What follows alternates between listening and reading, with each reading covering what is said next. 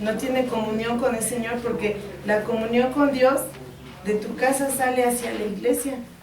No es de la iglesia a tu casa, sino en tu diario vivir, tú eres el que haces la diferencia, ¿no? Y Dios te trae ese redarguir cada día. Hay una palabra el domingo, esa palabra la escuchamos todos y depende de aquel que la pone por obra. Entonces siempre se tiene que citar si hay algún pecado en nuestra vida. ¿Para qué? Para que tengamos esa limpieza de corazón. Entonces, si tu corazón se ha endurecido, si te has enfriado, pues no entra la palabra de Dios. Entonces, por eso tenemos que tener comunión con el Señor. Estar listos para traer a memoria, que Dios traiga a nuestra memoria alguna circunstancia que esté obstruyendo nuestras bendiciones. Y Él se encarga de hacer todo eso, escudriña nuestro corazón, porque Él sí lo conoce y nos lo saca a la luz. Entonces tú tienes que ver la palabra de Dios como un espejo. Ahí te tienes que ver en cada personaje, cómo le fue a cada uno de los personajes que hicieron, pero también cómo se arrepintieron. Porque todos en algún momento tuvieron alguna circunstancia, pero ¿cómo le hicieron para seguir en la gracia del Señor? Pues hubo arrepentimiento. Tuvieron que vivir también sus consecuencias, pero aprovecharon esa gracia que Dios tenía para ellos. Entonces, el pecado en el Antiguo y en el Nuevo Testamento sigue siendo pecado. En el Antiguo y en el Nuevo Testamento, pues dice, ¿verdad?, que se manifiesta la ira y el amor de Dios. Entonces, decíamos que Dios está airado con el pecado, no con el ser humano, con el pecado. Entonces, también se manifiesta el amor de Dios. ¿En qué? En que Cristo nos amó primero. Él nos amó primero, hermanos, y nosotros transgredimos su palabra. Y Él decidió amarnos, pero también nos mostró cuál era la ira, la paga del pecado, que es muerte. Entonces, si nosotros a estas alturas seguimos teniendo pecados, pues tenemos que estar preguntándole al Señor, ¿estarás airado conmigo? Yo quiero que esté mejor el amor de Dios sobre mi vida, ¿no? Y ese amor no es ese amor Barney que tú quieres, ¿no? De que, ay, pues ya no pasa nada, no. Él quiere que te pongas a cuentas, que des frutos de arrepentimiento, porque una persona que viene, confiesa su pecado delante del Señor, ya no lo vuelve a hacer, porque no queremos la ira de Dios sobre nuestras vidas. Ya la tuvimos muchos años, ¿no? No viviste escasez, no viviste casi una vida, ¿verdad?, de destrucción. ¿Y para qué volver a eso? Cuando Dios nos dio libertad, cuando Dios nos ha dado lo necesario, ¿no? Es la vida, es su palabra, ¿no? Tener el amor de nuestra familia hoy, tener hermanos con quien contar, tener un pastor que te cuida, que te pastorea, que está al pendiente de ti. Eso no lo cambiarías por la vida pasada, ¿no? Entonces tenemos que tener ese entendimiento. Perdón, y que también el día a día debemos de, es el agradecimiento por esa gracia que tenemos, que tiene Dios hacia nosotros, porque hablando de Dios, el pecado está airado con el pecado y tenemos un intercesor, un intermediario, ¿no?, que es Jesucristo. Entonces es esa gracia por cual debemos de estar agradeciendo día con día.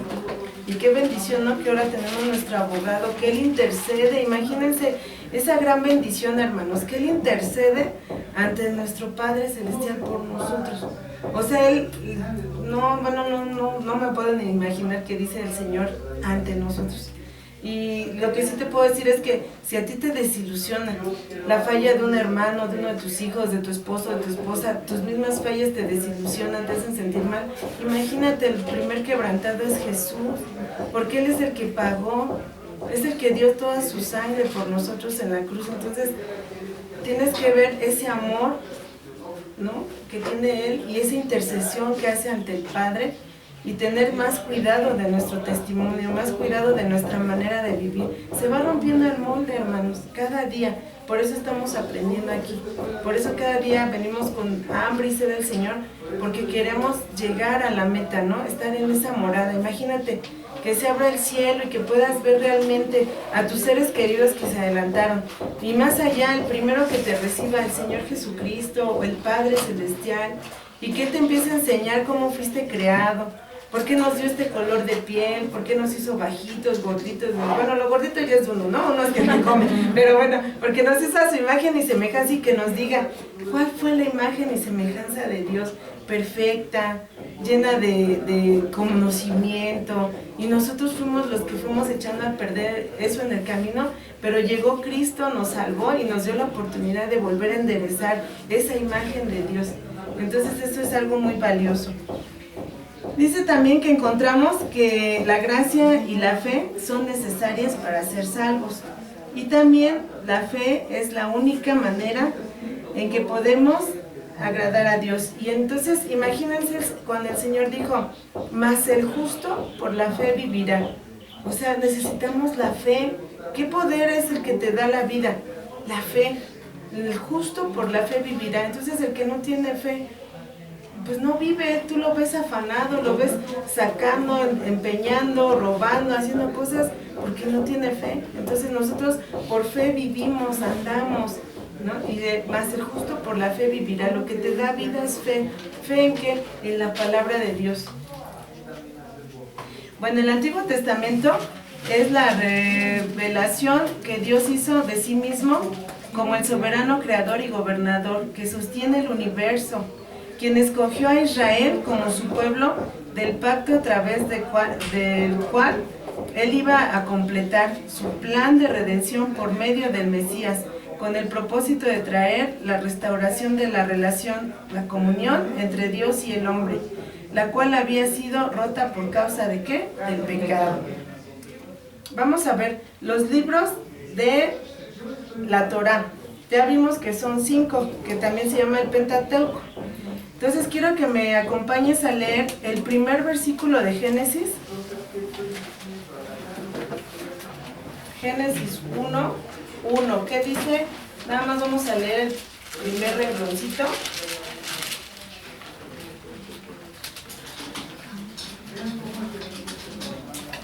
¿Qué dice el primer renglón? Dice. Bueno, imagínense, los libros de la Torá se llama Bereshit y significa en principio. Y aquí en tu Biblia dice en el principio. Qué glorioso es eso. Yo cuando nos lo enseñaron en el instituto, yo nunca lo había leído, hermanos. Pues esos 5 libros tienen la primera palabra de tu versículo, y así le puso el Señor a la Torá. Entonces vamos a ver Éxodo, el primer versículo de Éxodo, el versículo 1, fíjense cómo dice. Éxodo 1, en el primer versículo, dice, estos son los nombres de los hijos de Israel que entraron en Egipto con Jacob. Y entonces, Shemot significa nombres, y es Éxodo. Y el primer versículo dice, estos son los nombres. ¿Cómo Shemot? Shemot. ¿No lo podrás escribir? Sí, aquí está el momento. Shemot, S-H. Ah, perdón, ay, hermano, de veras hay que comprarlo. Yo también aquí estoy batallando con mis lentes, pero S-H-E-M-O-T. Shemot, hermanito. Y en el 3 dice, vamos a leer Levítico 1. Éxodo 1. Y Levítico 1. Dice, llamó Jehová a Moisés y habló con él desde el tabernáculo de reunión diciendo. Entonces llamó, aquí dice Balcra, llamó o leyes. Esto está en Levítico, y aquí dice, llamó Jehová a Moisés y habló con él desde el tabernáculo de reunión. Entonces fíjense que cómo es Dios tan perfecto, ¿no? Y los judíos pues poniéndole los nombres del primer versículo a la Torá. En Números, en el capítulo 1, ¿qué dice Números 1:1? ¿Quién lo quiere leer? Habló Jehová a Moisés en el desierto de Sinaí, en el tabernáculo de reunión, en el día primero del mes segundo, en el segundo año de su salida de la tierra de Egipto, diciendo. Y ahí dice, habló, ¿verdad? Jehová a Moisés, ¿dónde? En el desierto de Sinaí. Entonces, Números es en el desierto.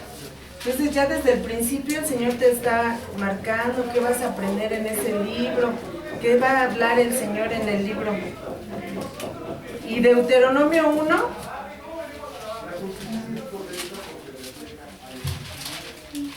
Deuteronomio 1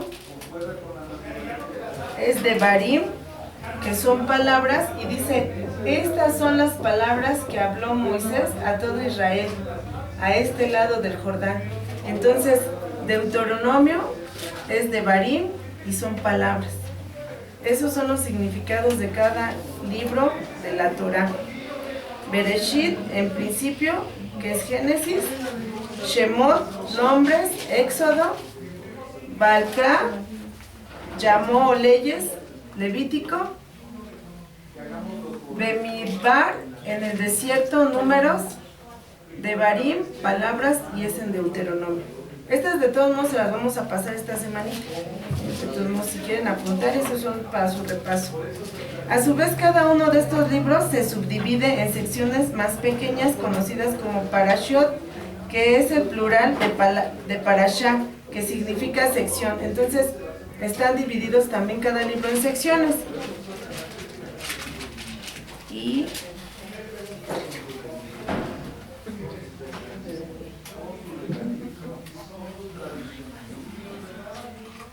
no, si no, se los vamos a pasar de todos modos en la diapositiva, no se preocupen, se los vamos a mandar a su celular. Bueno.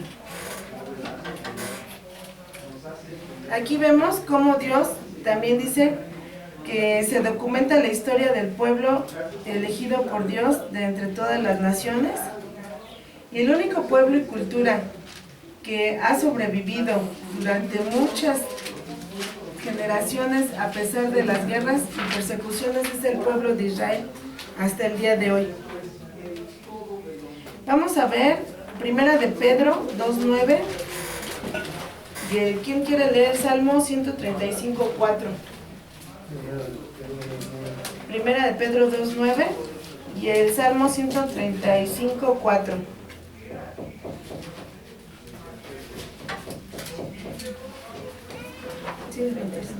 Mas vosotros sois linaje escogido, real sacerdocio, nación santa, pueblo adquirido por Dios, para que anunciéis las virtudes de aquel que nos llamó de las tinieblas a su luz admirable. Dios escogió a su pueblo Israel, y en el Salmo 135:4, ¿qué nos enseña? Porque Jehová ha escogido a Jacob para sí, a Israel por posesión suya. Entonces, ¿quién es Israel? ¿Verdad? El pueblo de Dios. En Deuteronomio 7:6, el Señor dice, porque tú eres pueblo santo para Jehová tu Dios. Jehová tu Dios te ha escogido para hacerle un pueblo especial, más que todos los pueblos que están sobre la tierra, el pueblo de Israel. Entonces es un pueblo escogido por Dios, ¿sí? Y Él es soberano, Él lo escogió, Él no dijo los mexicanos, no porque Dios sea racista. Dios en su soberanía, en esa planeación, en esa creación, Él dijo Israel, pero gracias a Dios por Israel, porque nosotros fuimos también adoptados. Y a través de Israel también se cumple en nosotros la redención, el propósito de que Cristo haya ido a la cruz. Bueno, vamos a ver unos datos importantes. Y aquí dice que los griegos hicieron divisiones de las escrituras que datan del año 250 después de Cristo. El más antiguo sistema de división bíblica en capítulos data del año 350 después de Cristo, que está en el Códice Vaticano. En el siglo XIII, estas secciones fueron cambiadas por el profesor Esteban Lacton, arzobispo de Canterbury, dividiéndola en capítulos como hoy se tiene. Porque antes, acuérdense que la palabra estaba así seguida, entonces hicieron las subdivisiones, los títulos, los subtítulos, ¿sí? Entonces, para facilitar nuestra lectura, pero no, fue por encargo del Papa Dámaso, quien reunió los primeros libros de la Biblia en el Concilio de Roma en el año 382 de la era cristiana, y la Biblia del griego y del hebreo al latín. Entonces, por un papa fue que se hicieron las subdivisiones. Ahí vemos otra vez, ¿no?, cómo se va introduciendo los católicos. Esto también viene en tu manual. Ya vimos que la Biblia contiene aproximadamente 3.566, 480 letras, 773.693 palabras, 31.102 versículos y 1.189 capítulos. ¿Se necesitan cuántas horas? 38 horas para leer el Antiguo Testamento y 11 horas para el Nuevo Testamento. O sea, 49 horas en total para leer toda la Biblia. Si se quiere recibir la Biblia, si se quiere recitar la Biblia hablando normalmente, se necesitan 70 horas y 10 minutos. Si se lee diariamente, 40, perdón. Si se lee diariamente unos 4 capítulos, se puede leer fácilmente toda la Biblia en un año, 365 días, y que es lo que Dios nos está exhortando, que leamos más la palabra de Dios.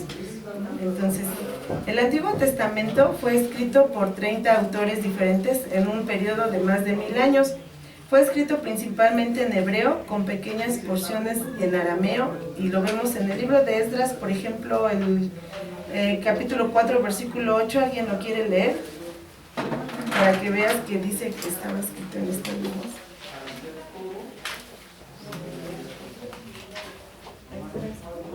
Esdras 4, versículo 8 nada más.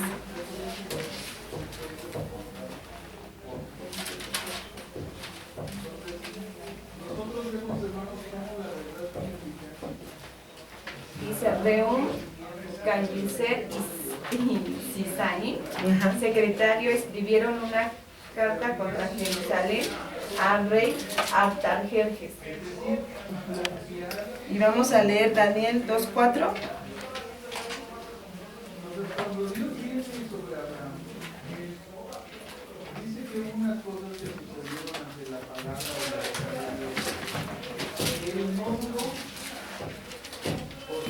Entonces hablaron los caldeos al rey en lengua aramea: rey para siempre vive, y el sueño a tus siervos, y te mostraré la interpretación. Bueno, y dice que en arameo. Vamos a ver que el Antiguo Testamento y el Nuevo Testamento, bueno, el Antiguo Testamento tiene 3 tipos de hebreo, además del arameo. Entonces, uno es el paleohebreo, el hebreo antiguo y el hebreo cananeo.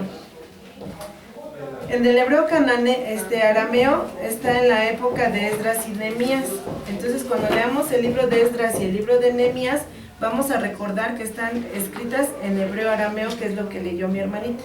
Porque la vez pasada vimos que el Antiguo Testamento está escrito en hebreo, pero ahorita ya vamos leyendo y vamos viendo que también estaba en arameo.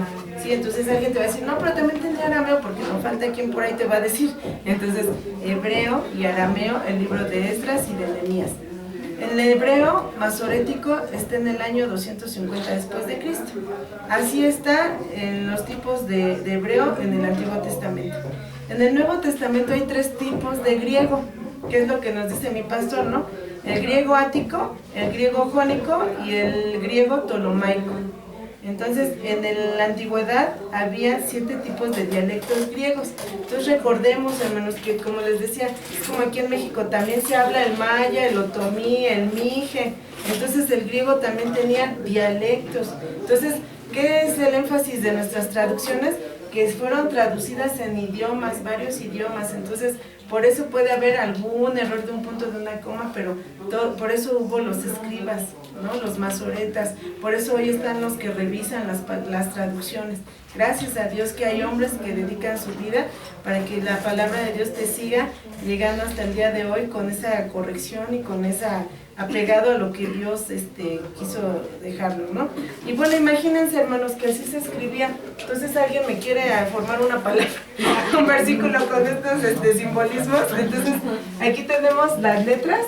Estas eran las letras, esta es la pictografía y este es el hebreo moderno. Entonces, bueno, ¿alguien quiere pasar al pizarrón a escribir su nombre? Para que vean, hermanos, si se nos hace complicado el inglés, imagínense, ¿no? Qué bendición los que fueron escribas, los que fueron traductores. Entonces, de esta pictografía y de este hebreo traducirlo a nuestro español, al castellano. Entonces es un tesoro que tienes en tus manos. Bueno, hasta ahí vamos a dejarlo porque esto está en hebreo y vamos a traducirlo en español. Vamos a un receso, por favor.